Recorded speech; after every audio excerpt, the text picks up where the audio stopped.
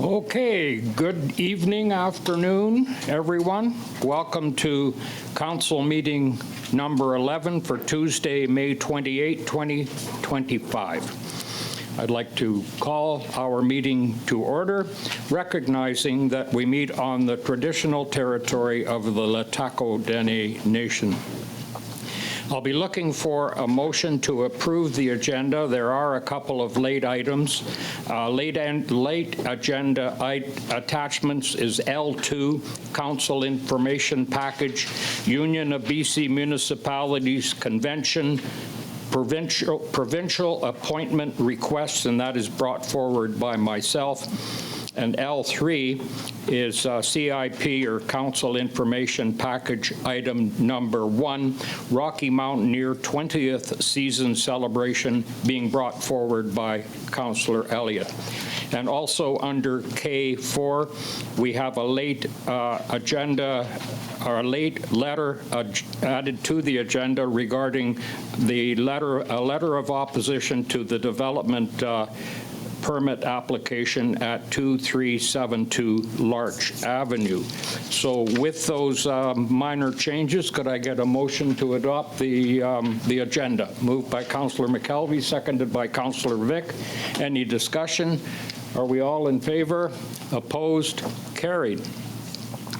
Now we would like to get a motion to adopt the regular minutes of the last meeting held May 6, 2025. Moved by Councillor Goulet, seconded Councillor Runge. Any discussion? All in favor? Opposed? Carried.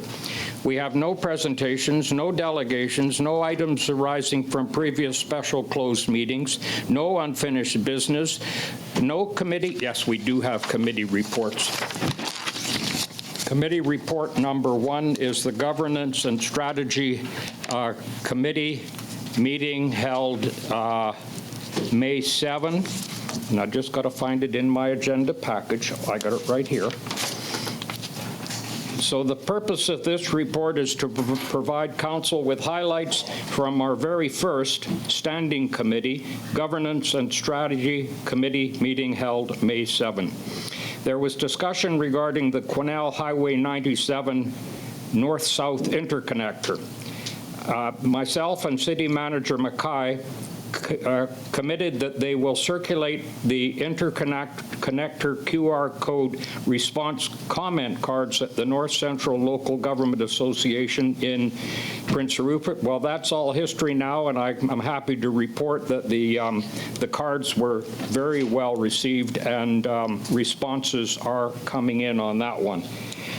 Further on the North-South Interconnector, planning is underway to work with business improvement associations to develop a business-friendly interconnector information poster and/or card that local businesses can post in high visibility locations to drive community input. And further, staff is looking into what would be required to capture drone footage of the extent of traffic delays on the Quesnel River Bridge. And there's a good example right now of what's going on down there, or at least it was a half an hour ago, in the event of an accident. So the city is ready to capture video should an event occur. Staff will continue to engage with area First Nations to garner support for the North-South Interconnector project initiative. Indigenous relations discussion. The committee discussed the upcoming council meeting with NASCO First Nation, which actually will take place tomorrow afternoon, council to council. And efforts are underway to find a date for LHTAKO DENE, council to council, and also with Estella and Cluscus. We're looking for dates in June. The committee discussed the intention of staff to continue to engage with LHTAKO DENE Nation on heightening the need for swift fuel treatment on Dragon Mountain to increase community safety. There was a discussion regarding the the city's strategic plan, and council education and orientation discussion took place. There was one recommendation, and I will read it into the record, and I guess I can move it, that the Governance and Strategy Committee recommends to Council that staff develop a media strategy for the required logging on Dragon Mountain and present it to Council at an upcoming meeting. So I'm looking for a mover and a seconder for that. Pardon me, okay, I'm going to go to a mover, Councillor Elliott, and seconder is Councillor Runge. Any discussion?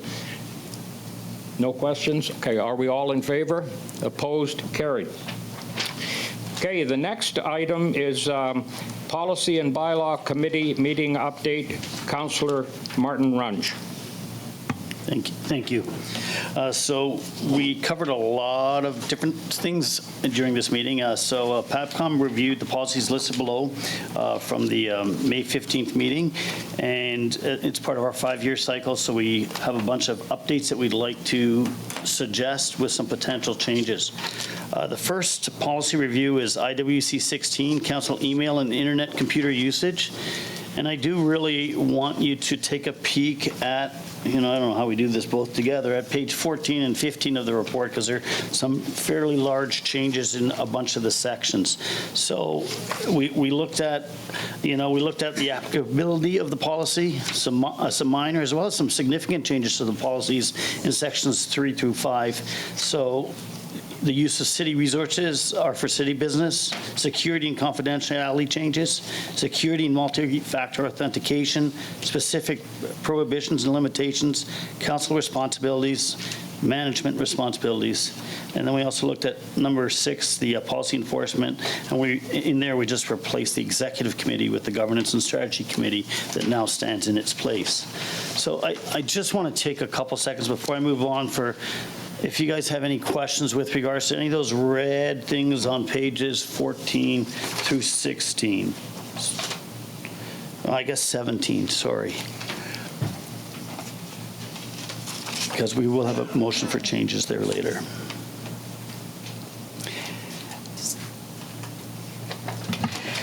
So one of the things you'll notice too, especially around management responsibilities, some of the things have been removed because those are actually management responsibilities. They're not council responsibilities. So they didn't, we felt that they didn't belong in the council portion of this policy.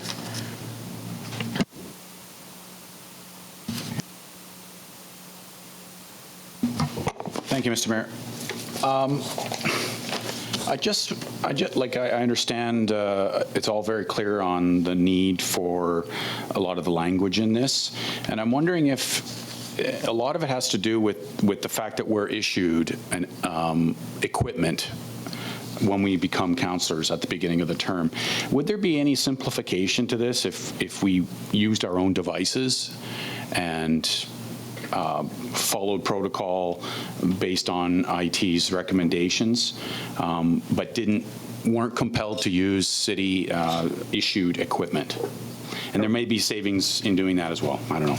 All right, so I'll attempt, and then I'll move it to Cariboo, because we did actually discuss that, because it was one of my big issues. Was my private device is my private device, right? But this policy is really related to my private device, whether it's my phone or anything, accessing city servers. And therein is where our security and multi-factor authentication comes in. It's not on your private device on what your phone and and what you're doing on there. It's when you go to the city to download things from the city server, are you actually following the procedures to keep our organization's infrastructure safe? Carrie, if I missed something, please add. Perfect, yeah. So when you're accessing Office 365, you're coming onto the city's services, right? And that's where a lot of this comes into play. So actually, it would make a difference, I guess, to it. All righty. So following that, there is a recommendation below. So there will be a recommendation following that. But if there's no other questions, we'll move on to the really tough ones coming up. So issuing proclamations, no changes. The flag policy. So there's an updated flag policy here that more or less updates our policy to more of the norms that the province and the country are using. So that's where that comes in. So it's it's there. Hopefully you guys took a peek at it. There are, we expect some changes in the future, but that will wait until we have a better council and Indigenous relations. There might be some modifications there. Then the policy review, there are some changes with regards to how we're celebrating our long-term employees. And we're adding the option of a gift or a gift certificate to employees versus a restaurant gift certificate. And then we also talked about short-term rentals, which we discussed the status of short-term rentals in the city, and this, I guess, is important to anybody who's having an Airbnb or planning to have an Airbnb in town. So the city is in the process of requiring a business license for short-term rentals to be operational, which is not actually something that, this is a new policy, a provincial legislation that we have to come into terms with. So the Policy and Bylaw Committee agreed that staff should start to develop a short-term rental policy and bring the first draft back to the future Policy and Bylaw Committee meeting. The intention is just to make sure that the kind of like our suites, that we have them in compliance so that we can legally have a suite there, and it's not intended to be taking away from it. Anyway, so we have a few recommendations, and should we do the recommendations one at a time? So the first one is for IWC 16, council email, internet, and computer usage, that the Policy and Bylaw Committee recommend to City Council the revised IWC 16E mail, internet, and iPad usage policy that you just looked at with all those red changes. Okay, so that's moved by Councillor Runge, seconded by Councillor Roodenburg. Any discussion? Are we all in favor? Opposed? Carried. Thank you. Carry on, Councillor Runge. So the second policy, CCR 11, issuing proclamations, that the Policy and Bylaw Committee recommend to Quesnel City Council to affirm the policy CCR 11, issuing proclamations policy with no changes. So Okay, moved. so that's moved by Councillor Runge and seconded by Councillor Goulet. Any discussion? No changes to that one, so I presume we're all in favor because we voted on this one before. So are we all in favor? Carried. Thank you. Next one.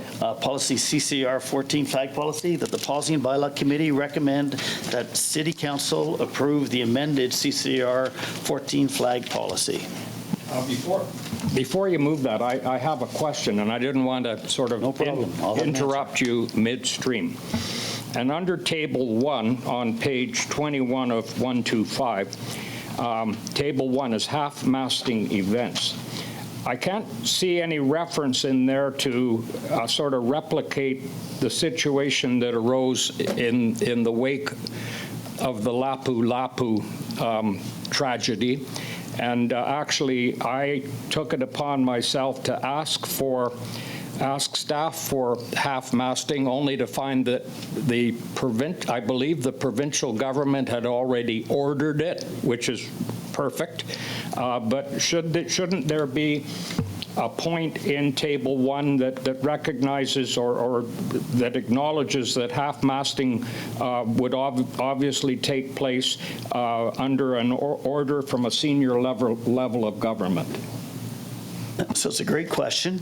And even if it didn't have an order from a senior government, if you felt this should be half-masted, under Part 4, you actually have the ability to request that.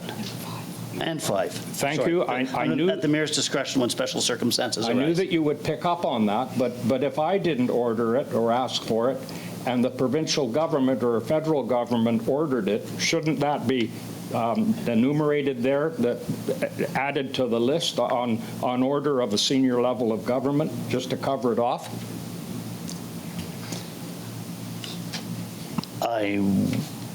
I would assume, because we're like the baby of the senior government, that we would have to follow the senior government's policy anyway, so I would actually not have that in our policy, but if you wanted to put it in, I defer to council on that one.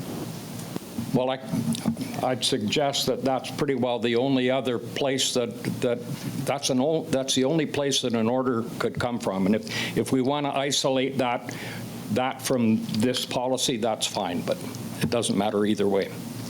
Okay, so now we can, Councillor Runge, you're moving that one? Yes, without any And changes. Councillor McKelvey is seconding. Okay, is there any discussion? Are we all in favor? Opposed? Carried. Okay, Councillor Runge, carry on. All right, so the final one here is policy review CSR 4, council recognition of long service employees, and that the Policy and Bylaw Committee recommend to City Council the revised CCR 4 council recognition of long-term service employees policy. Okay, so you're moving that one, and Councillor Goulet is seconding. Any discussion? All in favor? Opposed? Carried. And thank you, that's my report. You're concluding your report. Thank you for that. Okay, next is another report from myself, and this is the Airport Advisory Committee meeting held May 20th. We first discussed the operating budget and passenger statistics update. The committee was advised that while passenger numbers are down, revenue was higher than projected.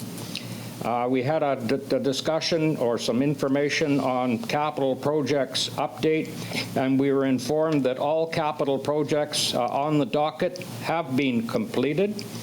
On airport strategic goals, we are presently requesting a meeting with Central Mountain Air, actually the president of Central Mountain Air, and there was a roundtable at the end of the meeting, and the committee was advised that the application for British Columbia Air Access Program grant is submitted and that staff are waiting for approval. If approved, the grant will be used for the creation of an airport facility master plan.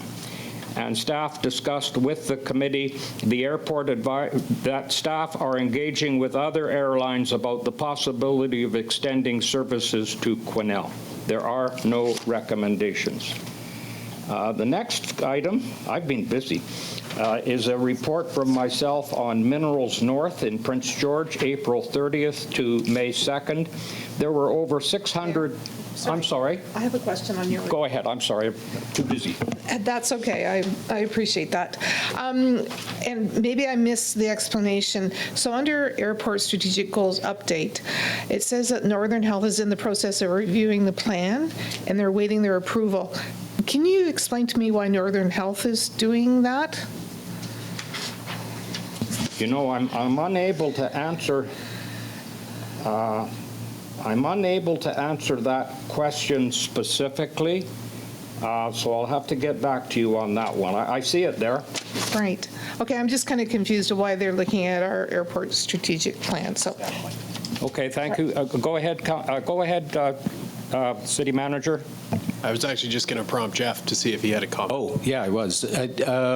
Yeah, no, that's just part of the normal subdivision process. So it's gone to our, Development Services Department. They send out referrals to all of the different agencies. They've heard back from many of the agencies, but the one, significant one that they're waiting on is Ministry of Health. Yeah, I'm sorry for that oversight. As soon as you mentioned subdivision, I made the connection. Yeah, makes sense. Okay, are we good to go then? Okay, now I'm going to go to the report on Minerals North. 600 delegates, including 50 UNBC students and 60 trade show exhibitors, filled the Prince George Civic Convention Center for Minerals North 2025. There were 15 sessions involving 40 speakers over 2 days. We heard from mining and exploration companies, professional mining geologists, consultants, and government agencies, as well as numerous senior, local, and First Nations governments, with much of the focus on BC's mining industry's challenges, uncertainties, and dare I say, confusion in continuous last-minute regulatory and consultative changes. It was observed that ongoing changes to BC's Mineral Tenure Act, mineral claims and titles application, consultation and approvals processes, not to mention the U.S. trade war, is creating uncertainty and stifling exploration and mining investment. As I listened to this, I hearkened back to hearing similar sentiments at the recent Council of Forest Industries, COFI, conference. I briefly discussed our potential for collaborating towards further mining trades training here with CNC at their trade show booth. In spite of the aforementioned uncertainty, much conference messaging was not all doom and gloom. For example, it was noted that industry-related air movements at the Terrace-Kitimat Regional Airport surpassed those at the Prince George Airport over the past year. Concern was raised over a growing proliferation of backcountry road closures and deactivations throughout the resource land base without prior notice or consultation. Although these concerns related to mineral exploration and mining, backcountry roads also provide needed access for forestry, silviculture, recreation, hunting and trapping, and wildfire protection and wildfire suppression. Actually, I heard similar statements or similar sentiments at the recent COFI conference.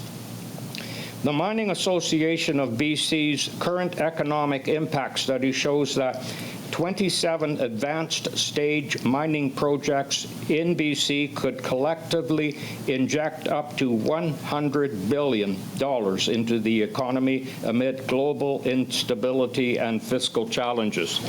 I'd like to point out that we thank our own Amy Reed and Mike Coppin for attending with our Economic Development Tourism Quesnel exhibit. Well done, Amy and Mike. Finally, I suggest to conference organizers that we may be interested or would be interested in again hosting Minerals North in Quesnel's centennial year, only 3 years away. That concludes my report, so I look for any questions or comments. Okay, seeing none, I'll move to Cariboo Regional District May 2 Board highlights. Councillor Roodenburg. Thank you. Despite what you see on the paper here, it was a fairly long meeting. Lots of discussion that happened, particularly around the points that are shown here in the highlights. Their audited financial statements were received, and one of the things that they highlighted in the discussion was about talking to Interior Health, Ministry of Health, and School District 27 in regards to having a helipad built on the hospital that is being built right now. They know that quite often the transportation time that it takes to go from their airport down to the hospital can be the difference between life and death when it comes to some trauma and critical care cases. The other piece, unfortunately, is because of the way the hospital is being rebuilt, that there is concern around the structure that they would need to have a helipad. Anyway, they're sending out a letter to those particular ministries to see if they can have some discussion moving forward. Other than that, that's the highlights for May 2nd. Okay, thank you, Councillor Roodenburg. Any questions, comments? Seeing none, I will move to the next item, which is another report from myself, and this is relative to my attendance at the North Central Local Government Association Convention in Prince Rupert, May 12 to 15.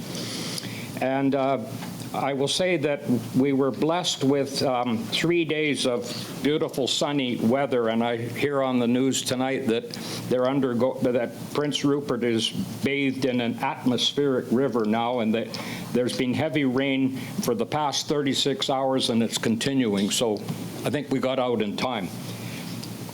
The Prince Rupert Port Authority Harbor Tour. Since last taking this tour at NCLGA in 2011, I am amazed at the incredible growth that has taken place in the ensuing 14 years. The harbor is a beehive of barges, cranes, and workers. Just seeing this really drives home the point as to how incredibly rich we are as a region, a province, and a country in trade, especially in a rich diversity of natural and manufactured resources. The Northern Healthy Communities Forum was held, and I attended. Much discussion was focused around recruitment and retention of physicians, medical practitioners, etc. Quesnel's success story in recruitment and retention came up a couple of times, notably from Fort Nelson Northern Rockies. Obviously, their challenge is much tougher than ours, which made me think about us capitalizing on our location benefits. I collected extensive statistics from Northern Health on growing and strengthening our health human resources, which may be helpful in our own further efforts. Other topics include supporting healthy aging in the North, addressing the toxic drug crisis, mental health and substance use services, complex care housing, emergency room closures, and more. On resolutions, there was interesting and provocative discussion about how North Central BC Chambers of Commerce and others, such as First Nations, could collaboratively work together in advancing common concerns and goals, such as resolutions development and presentation, for example, through NCLGA, UBCM, BC Chamber, AGM, etc. I look forward to more discussion and possible decision on this one. Northern Medical Programs Trust. I attended the Northern Medical Programs Trust annual general meeting very early on Tuesday morning, and the agenda included a lot of the same financials and grants and these financial statements, etc. There was an interesting presentation by the Director of Financial Services for the City of Prince George, and it was titled Tale of a Tax Sale: How the City of Prince Rupert Ended Up with a Pulp Mill. I found this session to be very interesting.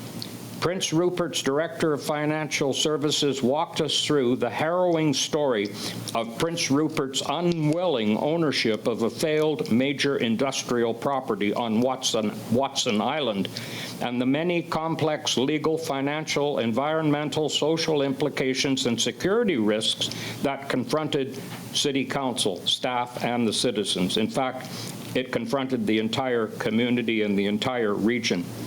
Diligent, outside-of-the-box innovation and persistence over a very long period of time paid off, with Watson Island being boldly transformed from an unwanted ugly duckling to an economic workhorse for the Prince Rupert community.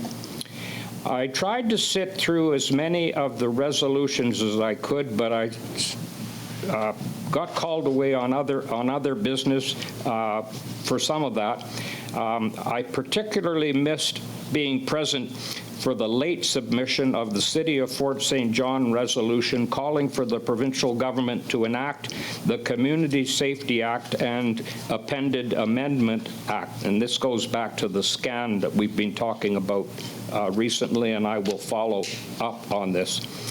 Under other information, I'm not going into all of the detail here, but I did advise the organizers that we may be interested in hosting the 2028 NCLGA convention here in our centennial year, 2028, less than 3 years away. I was encouraged to drop them a note expressing our interest. Note to our Housing Solutions Roundtable, explore co-op housing potential. And I also got some information from the BC Men's Shed Association, and I'm quietly working in the background on that. Finally, although I very much appreciated City Manager Mackay's company and assistance, I missed having other council members there to help cover off an overwhelming array of sessions presented. In a word, it was exhausting, but worth it. That concludes my report. Questions?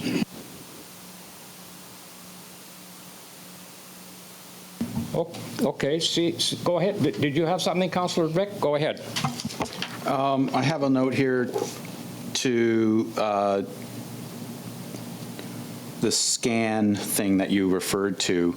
So you're talking about Fort St. John resolution calling for the provincial government to enact the Community Safety Act. So the act is already written, it just has to be enacted. Is that the holdup? That is exactly it. The legislation's on paper, but they haven't pushed the go button. Is that my understanding? Yes. So do you know if, Mr. Mayor, if that resolution's passed at NCLGA, and will that go on to UBCM? I think that it did, but I wasn't in the room when it happened, and I haven't been able to pull up the results yet. So, go ahead, Councillor. No, I was just going to say they haven't put a list out of all the resolutions that passed or failed yet. So as soon as I know, you'll know. Okay. Anything else on that particular item? Okay, now we are going to move to city staff reports, and we're going to go to admin report 54/25, Sophie, which stands for Statement of Financial Information, Director Bolton. Thank you. So the purpose of this report is to present the financial information required under Section 168 of the Community Charter and the Statement of Financial Information for 2024 that's required as per the Financial Information Act. So you can see it's all attached, the Statement of Financial Information report. It's got the schedule of remuneration, schedule of goods and services, schedules of severance agreements, etc. So this report is just a request that Council approve the 2024 Statement of Financial Information and that the Mayor be authorized to sign the 2024 Statement of Financial Information on behalf of Council. Okay, so thank you. A motion for approval. Councillor Elliott is moving and Councillor Vic is seconding. Any discussion? All in favor? Opposed? Carried. Thank you, Council. The next one is Admin Report 5525, Development Permit 2025-76 Development Variance Permit to request fence height to 2.75 meters, 9 feet at 358 Hill Street. Director Turner to report. Thank you, Mayor. Again, this application is proposing to construct a see-through fencing structure around an existing garden area located within the front yard area. The fencing had begun because it was a structure for a garden before they got notified that it would conflict with the policy. A design concept for the garden is enclosed to the attached report. I want to point out that we have a pretty strong official community plan language that does support this type of activity, encouraging both urban agriculture and practices that would reduce pests within those areas. The variance, again, there will be a required variance for having the fence height higher than permitted. The applicant has provided justification letter, again reiterating a number of the urban agriculture benefits of such a project. Staff is recommending that the variance be approved as this fencing won't impede sight lines. It remains transparent, providing crime prevention through environmental design concepts and principles, and it will be not be located around the entire fenced area. So we don't feel like this is something that should be prevented through that policy. Therefore, staff is recommending that Council vary Section 4.11.1A of the City of Quesnel zoning bylaw 1880 to allow a maximum front yard fence height of 2.7 meters to allow the construction of fencing around a residential garden in the front yard of lots 12 and 13, District Lot 703, Cariboo District Plan 5658. Okay, thank you for that. Moving Councillor Roodenburg, seconding Councillor Vic. No, pardon me, I saw Councillor Runge. So go ahead, Councillor Elliott. Thank you. Yeah, first of all, I love this. I think it looks beautiful. I've got the same kind of thing at my place. But I'm wondering, with us promoting food sustainability, things like this, should we be looking at, instead of having to vary the bylaw every time someone does this, or should we look at changing the bylaw? But the one thing I did hear you say is sight lines and safety, so maybe it does have to come through just in case. Thank you. And it's really hard to try and design policy that would meet every individual aspect and the design of what somebody's intending. It might be fine on one property and not fine another if we make certain requirements, so you'd have to vary that anyway. I think at this point, we can leave it at this point and go from there. Okay, thank you. Anyone else? Do I have mover and seconder? That's all done, so we can move on the motion. All in favor?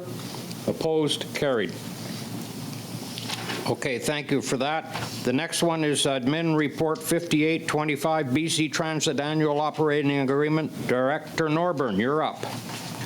Thank you. The purpose of this report is to obtain council approval to enter into the 2025-2026 Annual Operating Agreement, or AOA, with BC Transit for the provision of conventional and custom service. Custom service is just handy dark.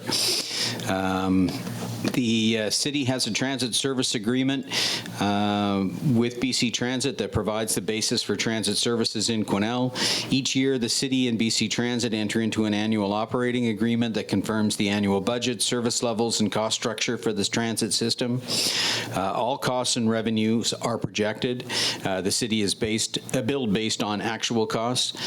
Significant savings to the municipal share of the contract were realized compared to the 3-year budget projection provided to the city in October of 2024, which was used as the basis initially for the budget and then adjusted before the budget was approved, which can be attributed to the cancellation of the regional contracting strategy in December of 2024.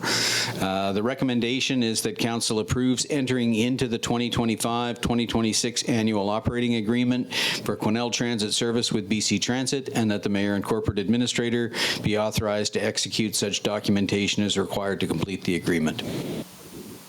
Okay, thank you for that. A mover. Moved Councillor McKelvey, seconded Councillor Elliott.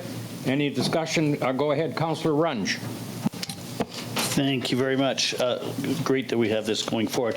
My question that I have is, we always talk about route maximization and things like that. Does this preclude that, to say, hey, we're not going to do anything until next year for any kind of route change? Because I thought, I could be wrong here, that we were going to have some sort of a report from BC Transit talking about routes and the usages and all of the new upgrades that they put in the last few years. And, just so we can get a good, maybe there's a route that we should change. Yeah, so it was my hope and dream that we would have BC Transit here as a delegation when the annual operating agreement came. Unfortunately, as what happens sometimes with BC Transit is our local government liaison, who's our contact person, she's been reassigned, so we're kind of in transition at the moment, and the AOA needed to be approved. So we still hope to have somebody from BC Transit come to a future council meeting to, do a presentation. It'll be a new community liaison or municipal liaison, so it'll be an opportunity for them to introduce themselves and answer questions that you have about transit, give you a little bit of a statistic update, and talk a little bit about the process. In terms of the two things that council has been asking about, which is a fare review and a service review. The service review, we are in the hopper, but not likely to see that in 2025. They tell me that we are scheduled for a service review in what they would call the third quarter of their fiscal year, which is January to March 2026. So that process is quite extensive. The last time we had a full service review was about 12 years ago. They come in, they ride the buses, they do interviews with stakeholders, including the operating company. They do, a deep dive on all of the data and statistics. They do public consultation and surveys with riders, and then they prepare about a 50-odd page report with recommendations for changes to the service levels. So that process is in the hopper. And then we're also in line, but unfortunately, almost every other community in the province is also in line for a fare review. We're scheduled for that again in the first quarter of 2026, but there is some hope that they may cleave off some of the smaller communities and provide a fare review for those communities in 2025. So we're hopeful that we'll be in line for that. So can I have another little question on that, Mr. Mayor? Go ahead. Sorry. So my question is, because we get the data, right? Well, we get usage data tables. Maybe it doesn't have to be BC Transit. Like, what I'm really worried about is if we have a route that's really underutilized and we have a real demand for I'm just picking this out of the air, maybe for South Quesnel to Walmart and that whole area there. Is there any way for us to look at this already so that maybe we can move this forward at a different venue, just to say, you know, we're going to UBCM in the fall, they're going to have a booth there, their managers are going to be there, we have the data, and we can say, look, we love what you're doing. We like all this stuff, but we have this one route that the longer it waits, it's just not helping our community out. And that's, I think, where I'm trying to get at. And I think we get the data. I'm told we get the data from BC Transit. So if we could use it and look at it, maybe once at one of our meetings or one of our closed council meetings, if it has to be closed, it wouldn't matter. Just that we can, or just share it with us so we can just browse it. Because if I have, you know, for me, I want to support the routes that are working, and I want to talk to someone if there's a route that's really not working, say, hey, if we're missing South Quesnel, please give us South Quesnel. So I guess that's, you know, if we can get that data, that'd be wonderful. Thank you. Okay, thank you for that. Anyone else? We're moved and seconded, right? Okay, so I'll now call the question. Are we all in favor? Opposed? Carried.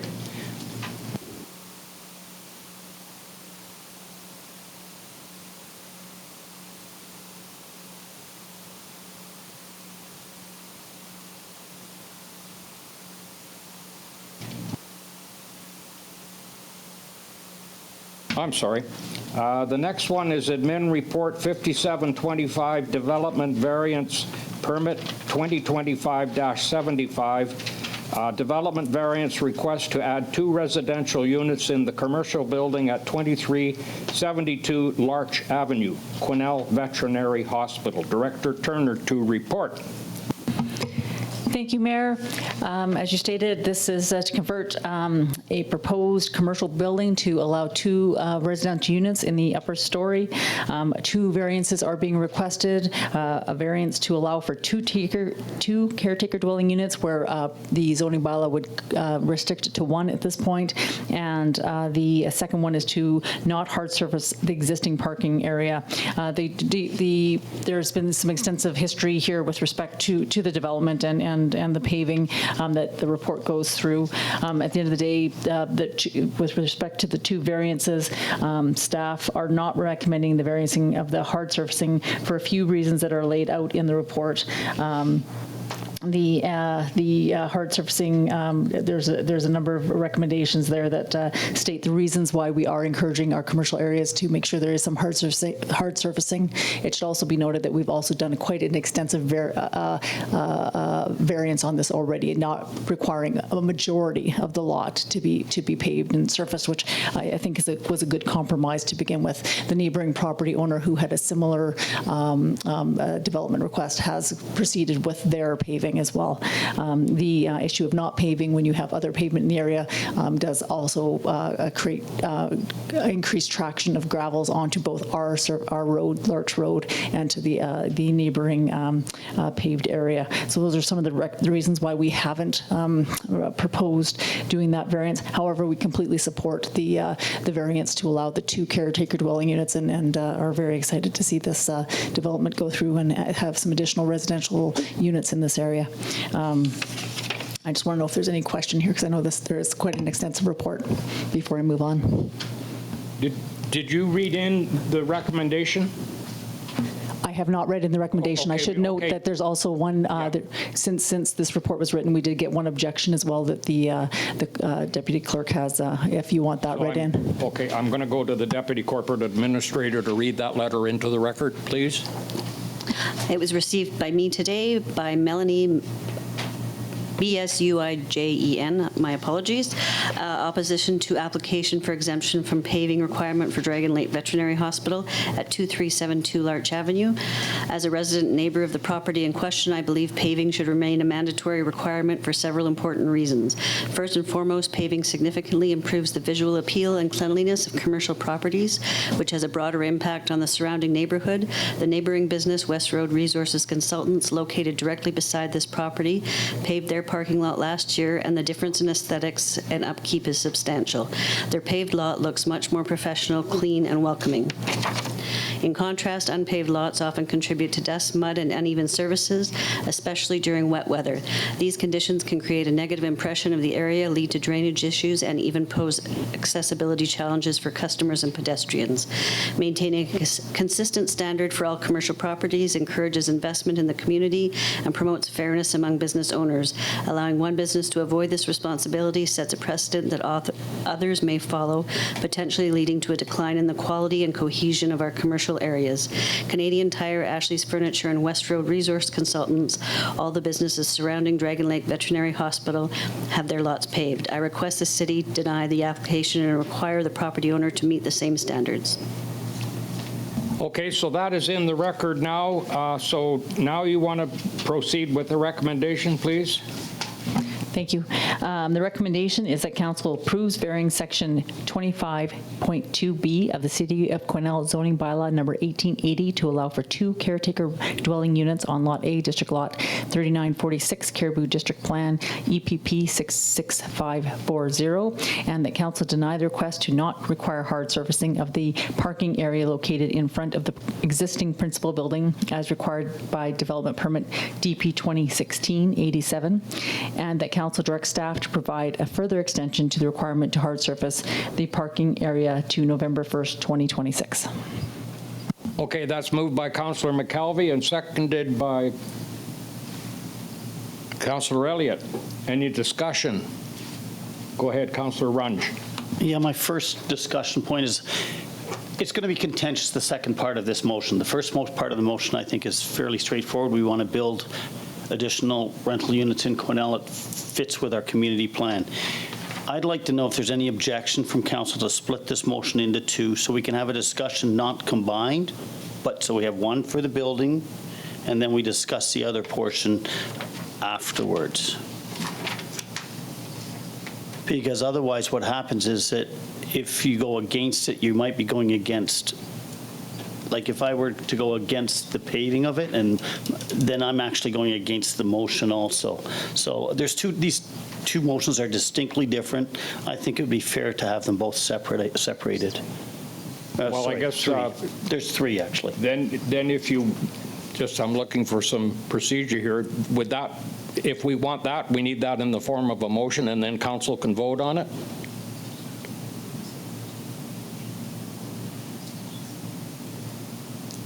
So you could retract the existing motion and then move forward a separate motion in each one of these items individually. This one has to be retracted, though, because it has a mover and a seconder. Yeah, we do have a mover and a seconder. I'll So, retract my motion at this point. I'm sorry? I'll retract my Okay, so the my mover motion. is retracting the motion. Who's the seconder? Are you okay for retracting? Sure. Okay.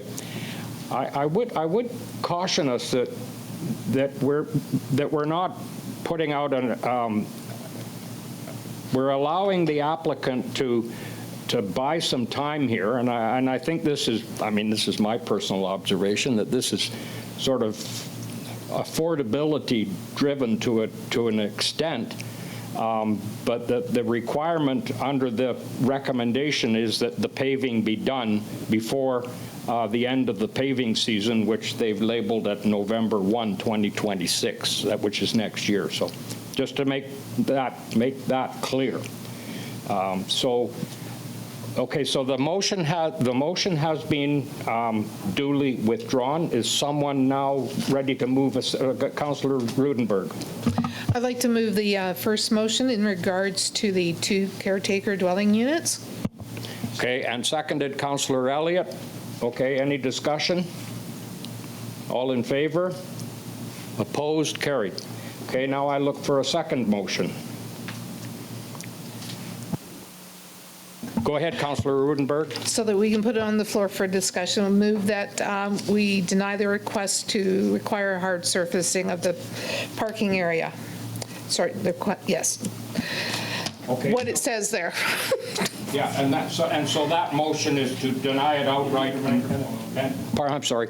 That motion then is to deny the application for not going with the paving and not giving 1 year grace period. Am I correct? No, just the second one, because there's 3 recommendations there, so I'm just going with the second recommendation. We'll deal with the third one after. Okay, so we have a motion now, and it will read that council deny the request to not require hard surfacing of the parking area located in front of the existing principal building as required by development permit such and such. Are we good with that? All right. You're seconding? Yes. Okay, Councillor McKelvey is seconding. Okay. Okay, are we going to go for the vote? Oh, Councillor Runge, you have a comment, question? So we have the proponents in the room here. I'm wondering if it's beneficial to have them here also. I will speak against the motion. I was up there to check out the rocks on the road. The moisture, when was it raining a few days ago in the pulling of mud, and I did not see any of that. I understand, and here's the issue. I'm going in conflict with our policy for all our big businesses also, but there are many businesses in South Quesnel that do not have paved driveways. The ones on the picture that we got, true, but if you just go a little north of KFC, there are 80 or 90% with no paving on there, and the businesses look okay. I don't want to somehow hinder the growth of our community with rentals that are required for a business and have it held up by just the parking. And the problem is the way this is worded with, in a perfect world, I don't think the proponent would not pave things. I just think it's, it's going to be an either or. You spend $60,000, you don't get a unit. And that's why I'm not sure how I ask that question. If I ask that question to the proponent, or do I just, I know the answer, but publicly, I defer to you, Joel, on how I would bring that up. I'm going to go to Director Turner. Okay. Who wanted to speak next? Director Turner. Oh, go ahead, Director Turner. Thank you. I would just say that the resolutions were separated for that fact, and I believe there's actually a comment in the report that we talk about, the approval of the unit, the units we are taking as separate from the discussion on the parking. That's why those 2 resolutions are separated out, and so it's more than fine to be talking about them. So I guess the biggest, we've now passed that that we're going to allow the units, we're going to require the parking to be paved. What is the requirement for that parking to be paved? Because at this point now it's past due date for paving it. Okay. So we go ahead, Councillor Runge. Or can't we have the option of relooking at some of this? If I look at the various clinics, vet clinics in town, they're both currently not paved. I believe there's actually... Would you like me to respond to that? Neither of them are in the city. That is true, but there's also... If I'm taking a horse out or a bigger animal out of a car onto pavement, those comments that were in the report, that would be an issue that could be an issue. Except for we allowed it not to be paved. The majority of very small area of surfacing is being provided at the very front of the building, so it allows those horses to be unloaded and all that in the back. It's just we've allowed a very significant variance in the first development permit for both businesses, actually. Okay, Zinner, I have a comment that I'd like to make, but I'd like to give council full opportunity to weigh in on this. So are you okay to move on, Councillor Runge? Well, my question would be to Ms. Langdon, actually. If the permit didn't go ahead without paving and stuff like that, does that hinder the growth of the units, which then in the future would hinder the viability of a business when it gets sold to other, so I'm looking 10, 15 years forward. If we, and I understand that we have this, but we have, is there any give here? Is there a different type of hard surface that can be put on? Is there something that's possibly less costly than asphalt? Those are the questions I guess that I'd have. The requirement is for hard surfacing. It doesn't require asphalt or whatever, so there is options there. We don't prescribe those options. I'm guessing asphalt's probably a more cost-effective option, but we haven't. That's for the proponent to indicate what hard surfacing they're going to supply. I would just say that I think we've gone quite a distance here. We do have to make sure that there is some standards that that are applied within the city, or else every development, I can tell you right now, no development's going to pave ever. And is that what you want? I guess that's the requirement that you got to think about here. We've had struggled in the past with a lack of enforcement on parking on pavement, and we suffer the consequences of a lot of people complaining about those properties now. Okay, so we're shy. We've actually passed motion number 1, and we have motion number 2 on the floor and duly moved and seconded. Okay. Go ahead, Councillor Vick, and then I'm going to jump in. Thank you, Mr. Mayor. This is for Director Turner, if you'll allow me. Go ahead. Director Turner, some of the feedback from the proponent is that there was confusion on the initial permits that were requested in 2016, if I'm looking at your chronology there. So to help me understand how that flow went, and I'm not expecting exact answers here, but when did they build Canadian Tire? When did that get paved? Within the CRD and prior to us. And I want to be very clear that we cannot compare them to big box stores, and we don't do stuff like big box stores.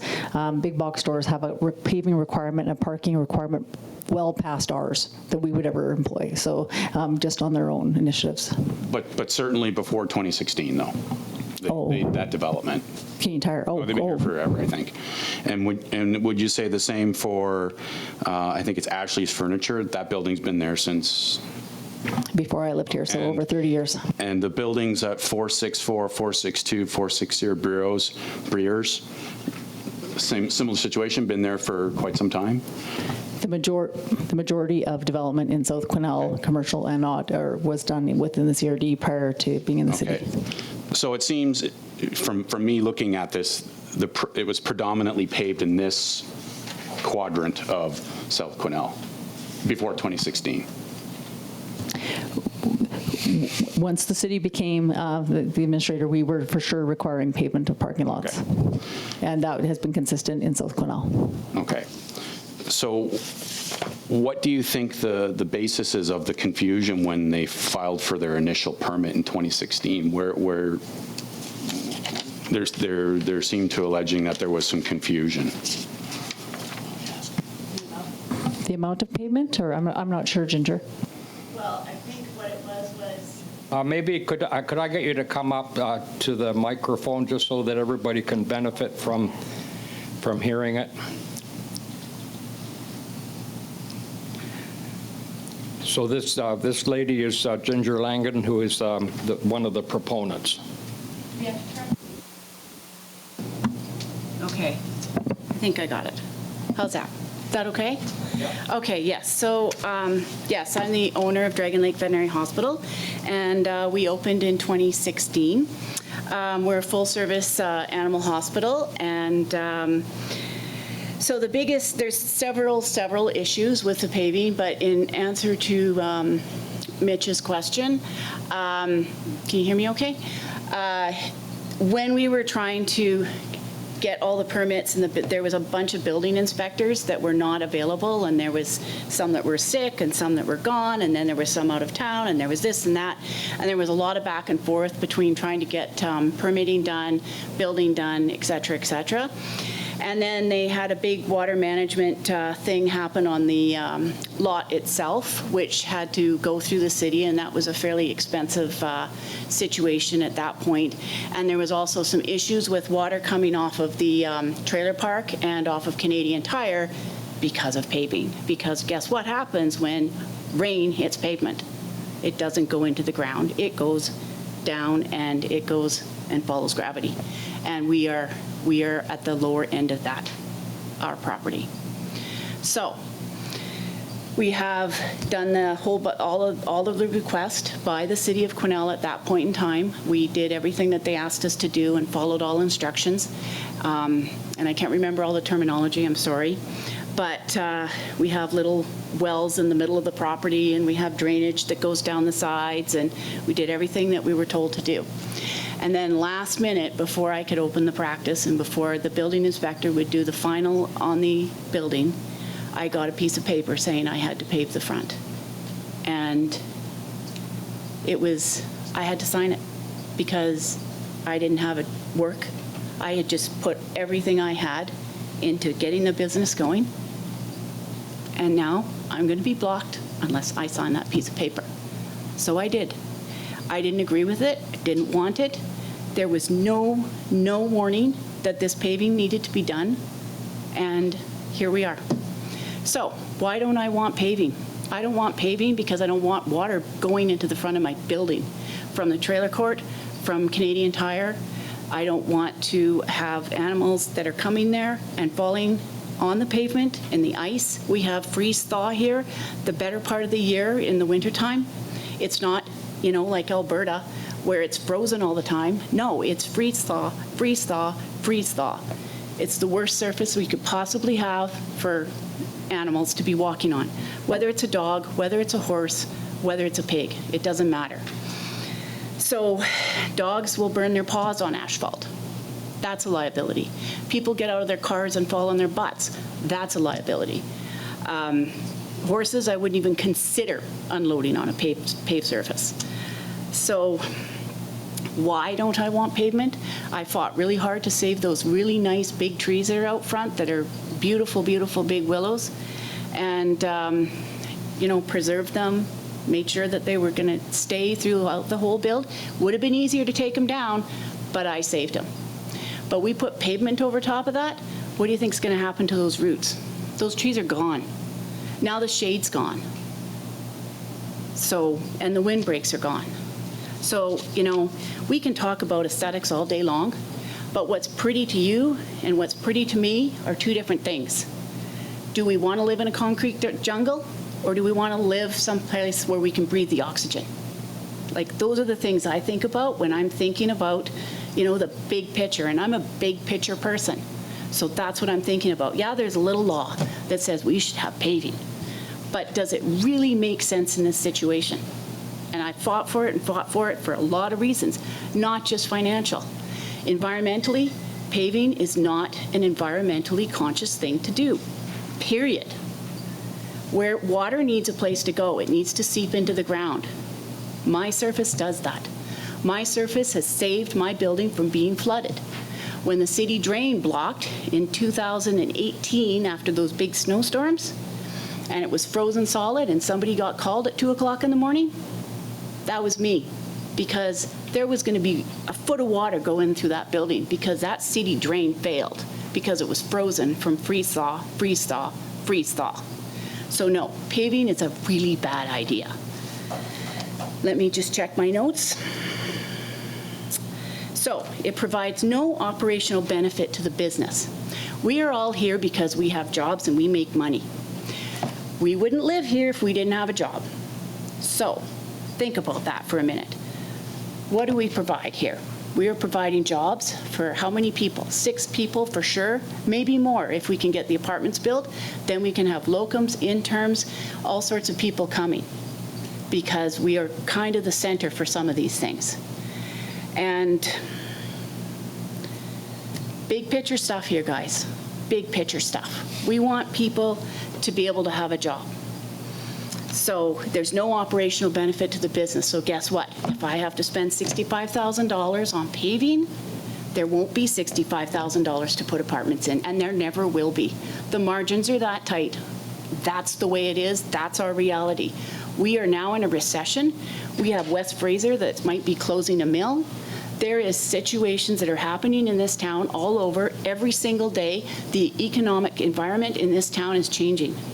So do you want to support the recession, Or do you want to see and make our businesses, our little small businesses, the diversity of our community, the expertise that we can attract from professionals that will come because we actually have a place for them to stay, because we have an apartment upstairs, but there won't be an apartment if there has to be paving.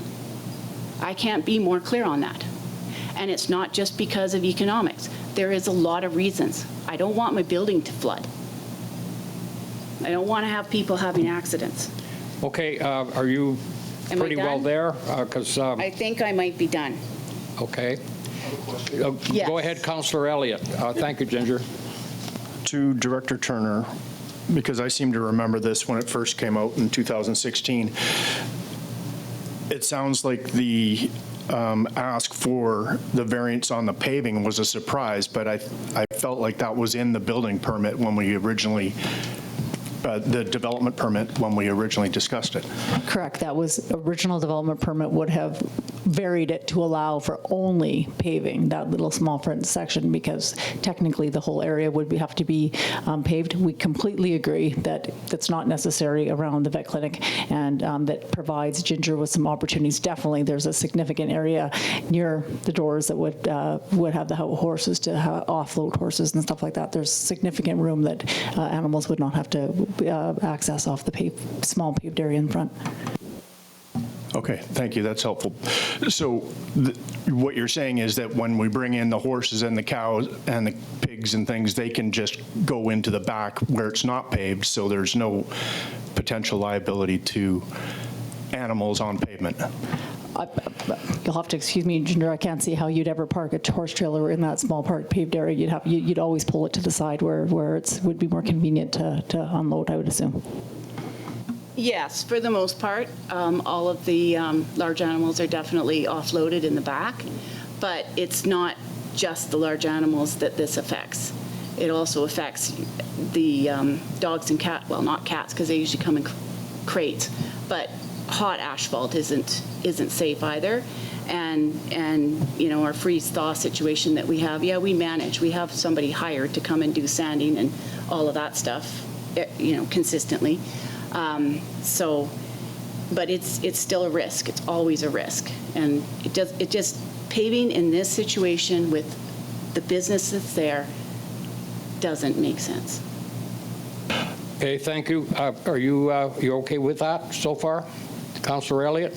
Okay. I just want to jump in here. I recall sometime after this whole thing started that I was at Walmart and we had a cloudburst. And I thought, I'm going to go down to the vets and just see what's going on down there. You guys were closed, but water was pooling on the gravel. I mean, it was that bad. So I went back to Walmart and finished my shopping, but then the sun came out, and I came back again, and the water was gone. So there was no drainage there for the water that I could see other than straight into the ground. So that's my 2 bits worth. Anyone else? Go ahead, Councillor Runge. I think my question is actually an appeal to council. Yes, we have these rules that we want all the time, but yes, we also make variances for parking and all sorts of things. I was up there a couple times. I did not see, I actually have a picture where just because to see are we pulling rocks onto the road? The only rocks I see is possibly the ones that we haven't picked up from the winter.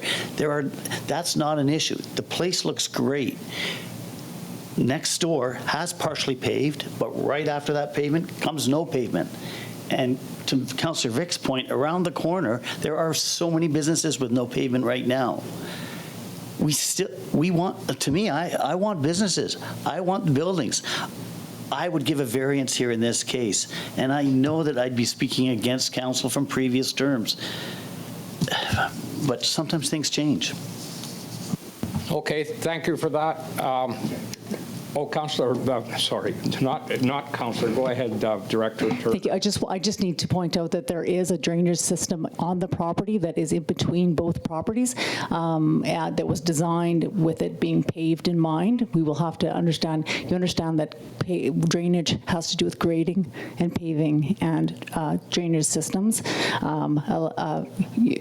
It was designed with that in mind. We'll have to look at to see what impact this will have on the neighboring property and the whole drainage system. The drainage system could also be impacted by the gravels and require more significant maintenance. Okay, go ahead, Ginger. We're going to try to cut this short here because we got a lot of business to go. We even have another meeting after this meeting, so. Yes, I understand. Sorry about that. So the gravel and the way that it's designed right now is going to do nothing but benefit the drainage and the way that water flows. So it is, it's worked for the last, 8 years, and I just really think, we can do things to maintain and make the surface, appeasing to people. But the limiting factor for the business will be, the other problem is that we needed those apartments so that we could get professionals to come from out of town to work and work in their specialty. So we were trying to attract talent to Quesnel, and the zero vacancy rate just about in Quesnel has hampered our abilities to attract that talent. And I've had lots of locums turn me down because there's been no place for them to stay. So that in turn means that we don't get those professionals in town. So the whole idea behind the apartments, which I know we've approved, is going to make a big difference for us. It's going to be huge, and especially for the future of medicine in town here.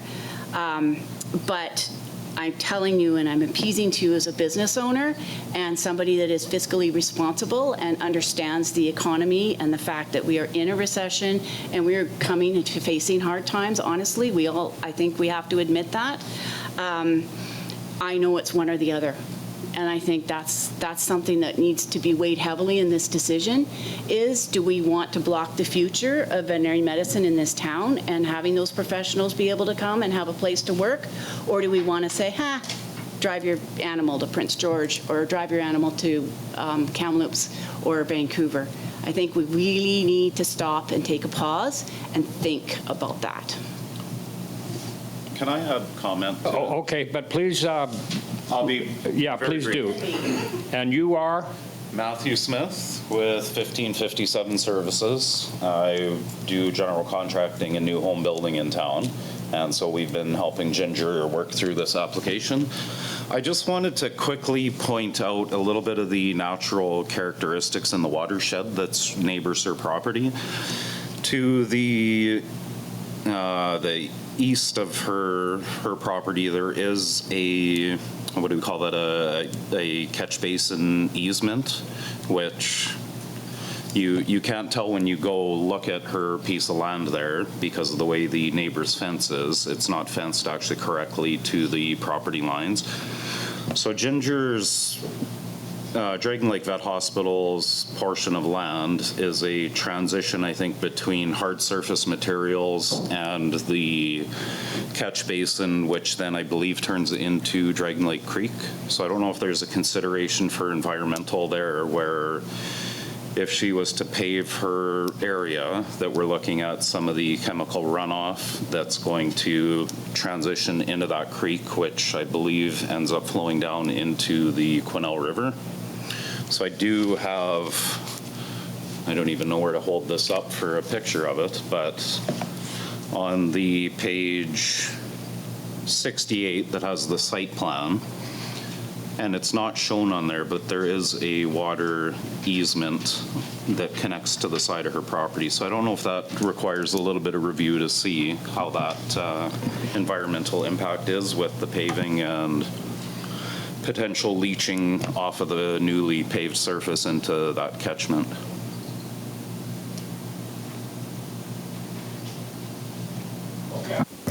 Thank you, and those are great points, and that's why it was designed with paving, to ensure that all the water goes into the drainage system that's in between the two commercial properties that collects the water and puts it out into our city storm water system.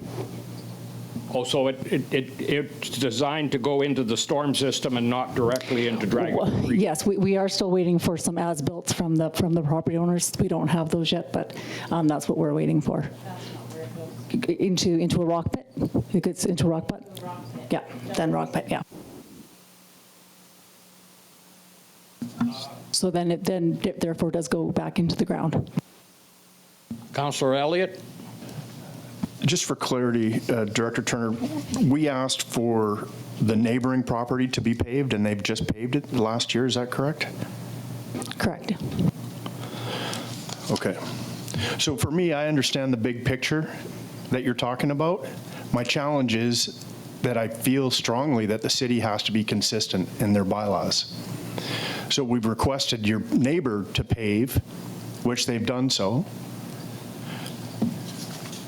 We knew in the original business permit, development permit, that the paving was going to be required 8 years ago, and we varied it a couple of times.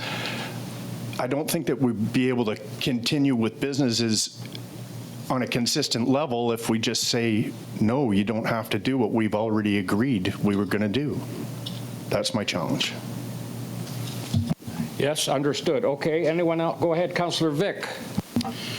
Yeah, I think I certainly hear the points about the pavement aspect and the harms it can cause to, in the unique position where it's in a veterinary situation where that is not an appropriate hard surface. But I challenge the proponent. You know, it sounds like there's a degree of flexibility to try and find an alternate hard surface. If it's not strictly a monetary issue, it's an environmental issue and an issue of compassion for the animals. I think there's a chance that there's other material to use to satisfy the small part that we do require hard surfacing on, which wouldn't interfere with the care of the animals, traction issues. There's better hard surfaces than pavement. So I don't know where it leaves this recommendation, but perhaps research different material. Okay, I think I'd like to bring this to a close. I'd just like to ask the proponents if we were to, I mean, we've already approved the development variance permit for the construction of the 2 suites. That's done. Would you be agreeable if we were, and I'm just throwing this out at council here, would you be agreeable to have some time to research and present us with an alternate hard surface method as opposed to asphalt paving? I don't know.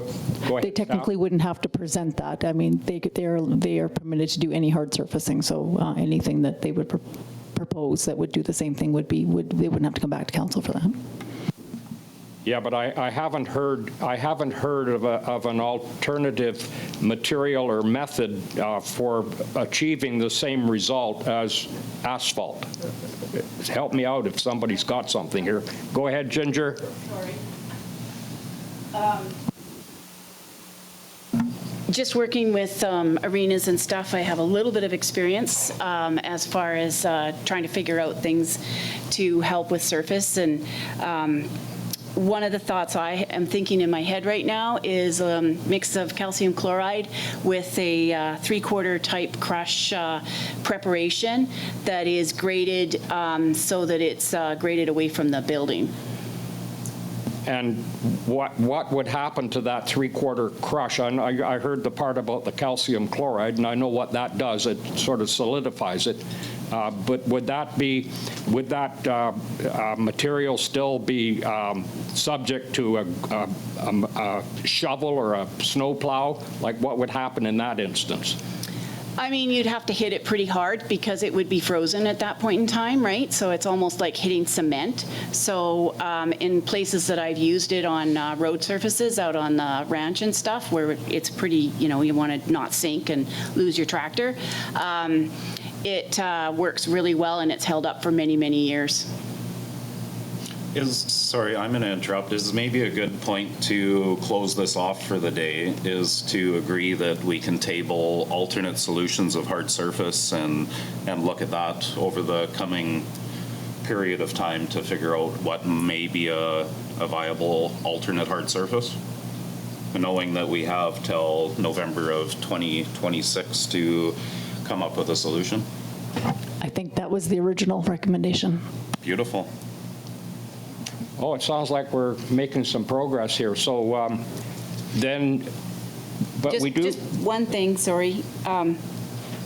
If November of 2026 is not that far away, and I know for sure, like, if paving is going to be the thing, that you can't get a paver right now for at least 3 years. So that date needs to be extended, but if it's, I mean, I don't want to pave, but I just want to say that. Okay, can we cross that bridge when we get to it? I mean, if you can't get a paver, well then, I mean, obviously, Yeah. we're going to cooperate with you on that. But I think it's important that you be, given the latitude to get your suites up and operating so that you can get those people in there and make your business thrive. I think that's critically important. Go ahead, Councillor Runge. Yeah. Yeah, so I just need, for me, a little clarification now. So we've come to calcium chloride with 3/4 crush down would be considered a hard surface. That we would have to look, they'd have to give us the exact specifications on what they're looking at there.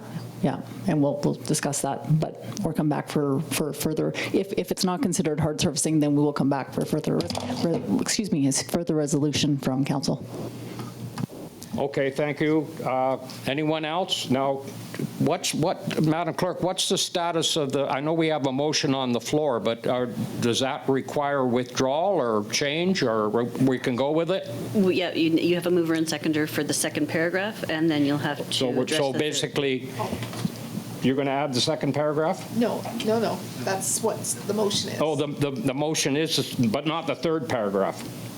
Okay, so the motion is the second paragraph, and I'm going to read it. That council deny the request to not require hard surfacing of the parking area located in front of the existing principal building as required by development permit. So that says that we are requiring hard surfacing. But not paving, hard surfacing. Hard surfacing. So, all right. Then we're gonna move with that, but you're gonna look at all the options for hard surfacing in conjunction with staff, and we're gonna make this work. Okay, sounds good. Okay, so all in favor? Oh, I'm sorry. Direct. Thank you, and then you'll just add the third. Yeah, perfect. So I can now call the question on this lengthy debate. All in favor? Opposed? Carried unanimously. Okay, thank you. Get out the tools. Oh, Councillor Vic. Mr. Mayor, I'd like a motion that we provide a further extension to the requirement to hard surface to the parking area to November 1st, 2026. You're absolutely right, and Councillor Goulet is second. Sorry, I missed that. Councillor Goulet is seconding. Are we all in favor on that one? Okay, thank you. That concludes this particular item, and Do anything? well done, everyone. It's 2026. Thank you. It's enough time. That's enough.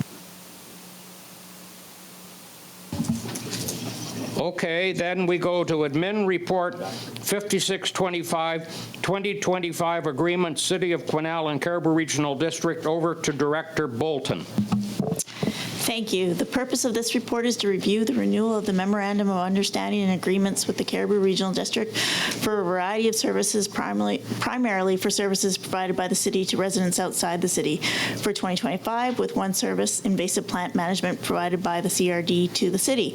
So we did review all the master MOU agreements, and they've been updated with various things such as CPI assessments, changes to some contributions, and they are all included here. In addition, we also have the airport agreement in here and the visitor center in here, which at this time both have had no changes.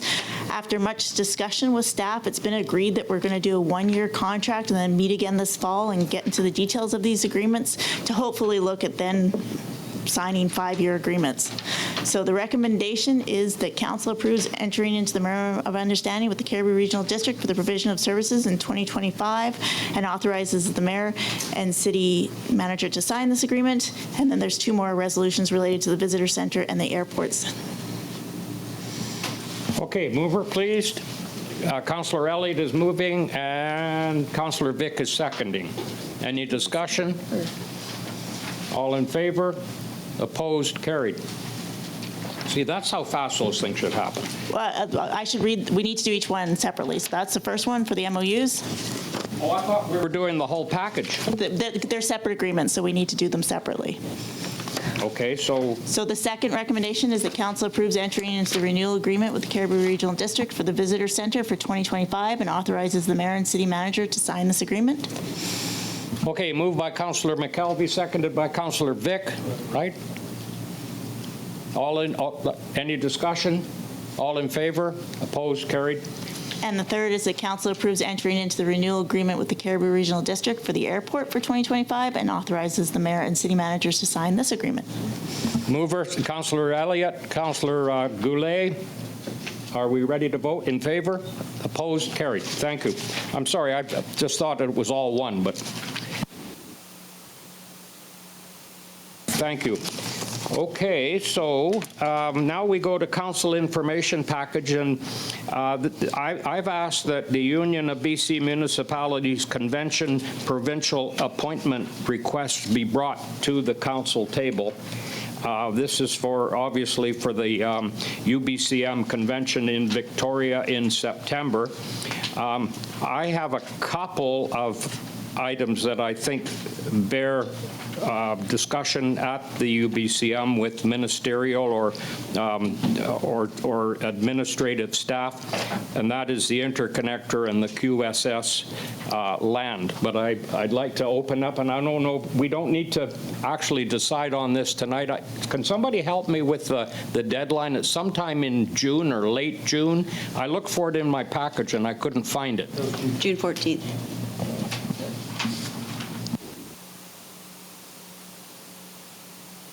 So what does council wish to do here? Do we want to start it? Go ahead, Councillor Elliott.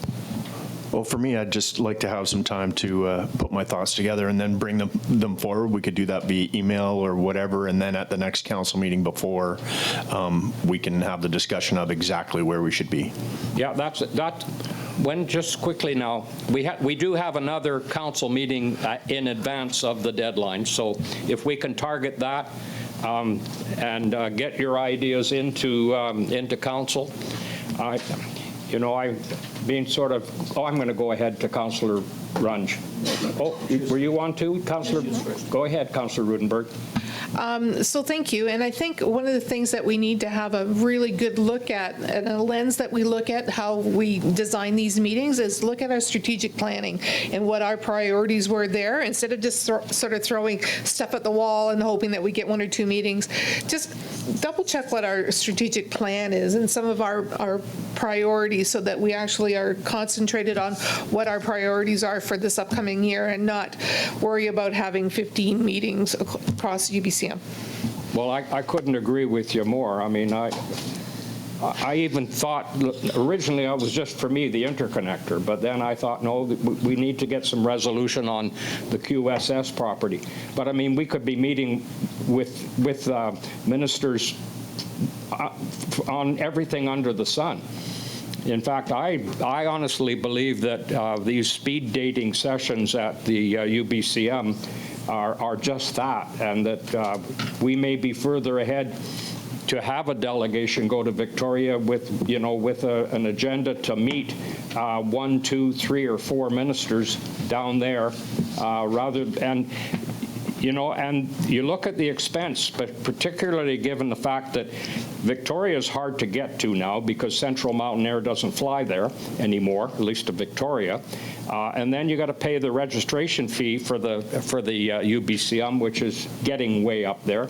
And the hotels during a convention the prices for the hotels are inflated ridiculously. I would even go so far as to say that it would be more economical for the city to send a delegation, not of all council, but certainly 2 or 3 people. But we'll have that discussion later. Go ahead, Councillor Elliott. I understand your point, but we're all very aware of the networking possibilities. I think that these meetings are extremely important because all of their staff is present. You yourself just said that you wish that more of council would have been at NCLGA. So I think UBCM is extremely important. But if we wanted to go to Victoria again, I mean, but I think we can get it all done there. I agree. Go ahead, Councillor Runge. So I'm going to concur with Councillor Elliott. For us neophytes, last year was a big eye-opener, and we should have been there many years before because we missed a lot of great connections. And for me, it's how do we set this up properly? This, for me, it's going to be the first time to set it up. I don't care who I meet with about, if it's safety in Quesnel, I would love to speak with someone. And I think I would actually defer to Joel McKay to say, hey, what's more strategic with our plan, with everybody, and then you guys sign us up for them and we'll be there. I think it's vitally important. And you know what to say, we shouldn't go. I absolutely disagree. This is most likely the one place after last year where I'd say, damn, we should always be going. Okay, thank you for that. So we're agreed then that we're going to work on, through the email and share our ideas on email, and then we're going to come back to council at an early date, obviously in advance of the deadline, so that we can make our submission. Are we good with that? Okay, then I will move to the next item, which is SIP Number 1, Rocky Mountaineer 20th Season Celebration, brought forward by Councillor Elliott. Thank you, Mr. Mayor. I just wanted to bring this forward because, it is the 20th anniversary of Rocky Mountaineer. It's a very important piece for Quesnel as they do stop here. So, just more recognition and thank you to them for continuing to have that service coming through here because it's great with the amount of tourism that it brings to our area. And I think having a new hotel in the future is going to be helpful too. But 20 years, pretty impressive. Okay, thank you for that. So we have no other correspondence. We have no bylaws. No changes to upcoming meeting schedule. No changes to committee appointments. Announcements and events. And I just want to put in a plug for the forestry think tank. I sat in on that, and I was absolutely amazed at how very well attended and how very well resourced with a lot of professionals. In fact, a lot of it was over my head, as even I found at Minerals North that there was a lot of talk about geology and core samples and so on and so forth. But the forestry think tank, I think, was a tremendous success, and something that was is very dear to my heart is the unclaimed or unharvested or uncaptured fiber out there on the land base. And there was a lot of talk about, and I think they characterized it as commercialization of wood waste fiber on the land base. I forget how they characterized it, but I was certainly interested and actually encouraged by what I heard. And I hope that our forestry department will be coming forward with a report to council on what went down at that think tank, because I was really impressed. Anyone else? Okay, so gallery questions. Anyone? I have an event. I'm sorry. It's okay. Yep. It's okay. Everything is good. Coming up on June 7th, we have a concert at our arena. This is going to be our second chance, our second kick at the can. We have Snotty Nose Res Kids, who won the Juno for Canadian Rap Artist of the Year. It's going to be a fantastic event, and I do believe that everyone's going to have a great time. I don't care your age or what kind of music. These guys are very, very talented. And I think it's one of those things that if we don't come out and support, we may not get another concert in there. So I've got my tickets. I'm hoping everybody else does. But yeah, June 7th, Snotty Nose Res Kids. Going to be fantastic. Okay, thank you for that, Councillor McKelvey. Thank you. The Lions Club are looking for help to relocate to their new building, and if you want to contact Dale Callan, they need some help to move all their things into their new property, so get a hold of Dale. Thank you. Dale Callan, I don't want to give his phone number out, but you can get a hold of Dale, or you can get a hold of me and I can give it to you. Okay, thank you for that. Go ahead, Councillor Vic. You can get a hold of me. My number's quite readily available too. Or the Quesnel Lions Club social media is pretty pervasive. You can get on Facebook and message, and if you're willing to loan your pickup truck for a half an hour, that'd be great. So yeah, it's the biggest move we've had in 10 years. So it's a big I deal. apologize that I forgot about you, Mitch. Okay, and I've got a pickup and a 16-foot cargo trailer, so maybe I can help out as well. All right, so that concludes the meeting. We could get a motion to adjourn, moved by Councillor Elliott. I think I saw your hand, Councillor Runge. Are we all in favor? Mayor. Opposed? Carried. Go Oilers, AKA Canada, go. Thank you.